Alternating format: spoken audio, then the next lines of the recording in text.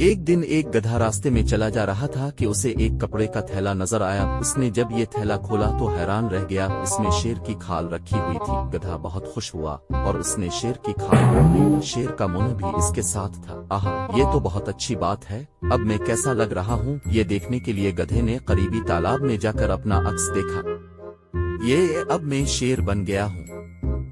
گدھا بھاری قدموں سے جنگل میں داخل ہوا۔ پہلا جانور جس نے شیر یعنی گدھے کو دیکھا وہ تھا ہرن۔ شاشا شیر۔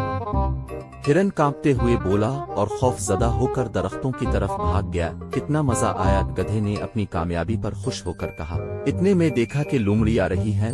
لومڑی بولی، شیر صاحب اب تو بہت معزز، بڑے مرتبے والے اور اچھے جانور ہیں، اب مجھے نہ کھائیں۔ لومڑی گدھے کے قدموں میں گر کر اس سے زندگی کی بھیک مانگنے لگی۔ گدھے نے اسے لات مار کر بھگا دیا۔ جلد ہی پورے جنگل میں ہلچل مچ گئی کہ جنگل میں شیر آ گیا ہے۔ بندر خوف زدہ ہو کر ایک درخت سے دوسرے درخت پر دوڑنے لگے۔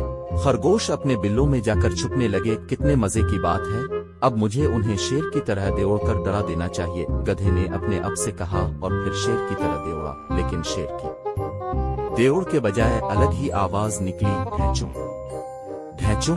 سب جانوروں نے یہ آواز سنی اور باہر آ گئے۔ انہیں گدھے کی اصلیت جاننے میں دیر نہ لگی کہ یہ دراصل گدھا ہے جو شیر کی کھال میں آ گیا ہے۔ سب جانوروں نے آ کر گدھے کی وہ درگت بنائی کہ مت پوچھیں اس کا کیا حال ہوا۔ اس کے بعد گدھے نے توبہ کر لی کہ اب جنگل کے جانوروں کو تنگ نہیں کرے گا۔ بے وقوف گدھا جب تک چپ رہا اس کا بھرم قائم تھا، جیسے ہی وہ بولا فوراً پکڑا گیا۔ اس کہانی سے ہمیں یہ سبق حاصل ہوتا ہے کہ جھوٹ سے عزت نہیں بنتی اور فریب ذلت کا سبب بنتا ہے۔